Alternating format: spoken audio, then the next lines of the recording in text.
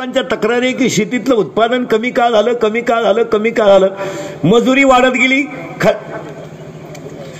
वाढत गेली, खतांच्या किमती वाढत गेल्या आणि त्या तुलनेत उत्पादन कमी झालं. खताच्या किमती वाढत गेल्या, मजूर वर्ग वाढत गेला आणि उत्पादन कमी झालं. याचं कारण काय? What is that reason behind it? Educated मंडळी जरा ऐका.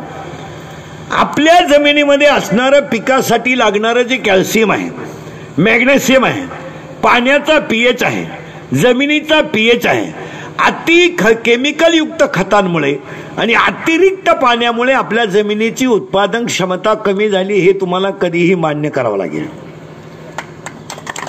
आपण सगळेजण कांदे लावले, पाणी भरायला गेला तर हा पठ्ठ्या पहिली सरी फुटेपर्यंत दुसऱ्या बारत येत नाही.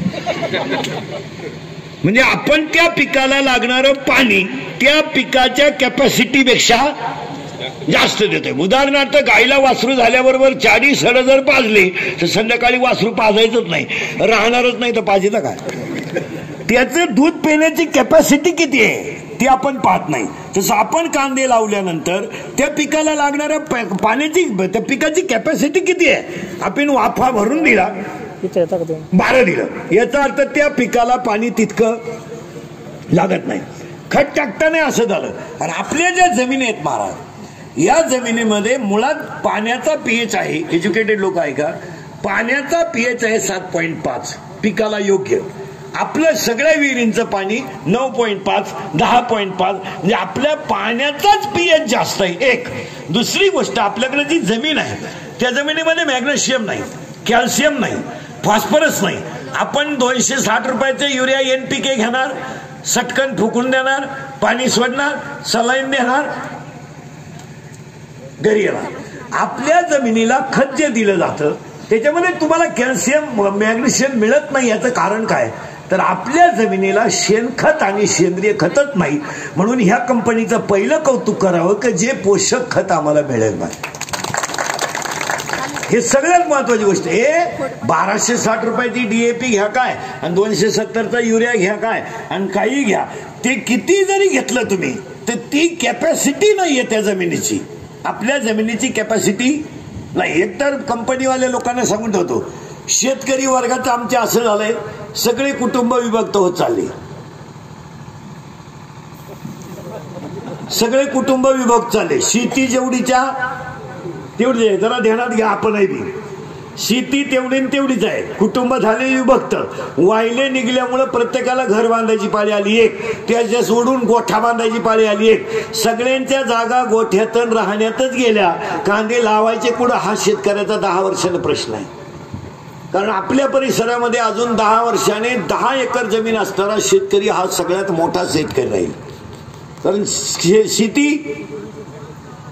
कमी होणार आहे आणि शेतीवर उपजीविका करणाऱ्यांची संख्या वाढणार आहे. उपजीविका करणाऱ्यांची संख्या वाढली आणि शेती कमी झाली. आणि कमी झाल्यामुळं शेती झाली कमी, उत्पादन तर त्याच्यापेक्षा कमी, पण खाणाऱ्यांची संख्या शेतीवर झाली जास्त आणि केमिकल युक्त खतांमुळे जमिनीची उत्पादन क्षमता झाली कमी. आपण फक्त म्हणतो शेतकरी अर्थव्यवस्थेचा कणा आहे, शेतकरी देशाचा राजा आहे. हे लिहायला छापायला क्लिप द्यायपुरतं ठीक आहे, पण एक म्हणायपुरतं ठीक आहे. शेतकरी अर्थव्यवस्थेचा कणा आहे, शेतकऱ्यावरच सगळं अवलंबून आहे, हे फक्त म्हणायचं आहे. पण शेतीमध्ये यांनी जो प्रकल्प काढला यामध्ये पहिला प्रॉफिट आपल्याला हा होणार आहे की तो सेंद्रिय खत मिळेल, त्यामध्ये जमिनीचा पीएच वाढेल, उत्पादन क्षमता वाढेल. आणि दुसरी गोष्ट कंपनीवाल्यांना एक सांगतो, आज जसं तुम्ही सगळे तालुक्यातले लोक एकत्र करून प्रकल्प उभा केला,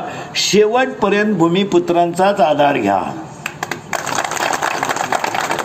शेवटपर्यंत ह्या मातीतल्या माणसाची नाळ जोडून ठेवा आणि कधी प्रकल्प सरताना राजकारण विरहित प्रकल्प असावा. राजकारण आलं का त्या देवळाचं भिताड पडलं, हा नियम आहे, हा विनोद नाही. हा विनोद कारण शेतकरी हा सर्वसामान्य माणूस आहे महाराज. तुम्ही त्याला जसं झुकवाल तसा तो आता माझ्या पुढे रंगला, एखादा आमदार खासदार आला चालला त्याच्या मागे, इंद्रिकर गेला उडत. शेतकऱ्याचं काय? शेतकऱ्याचा तुम्ही लोटा जसा लोटाल तसं तर चालतं. उद्या थोडी ही तुमची सीएनजी चालू झाली का उद्याला एक एखादं म्हणणार सीएनजीच्या उत्पन्नापेक्षा वाईनचं उत्पादन जास्त आहे, घ्या शेजारी 10.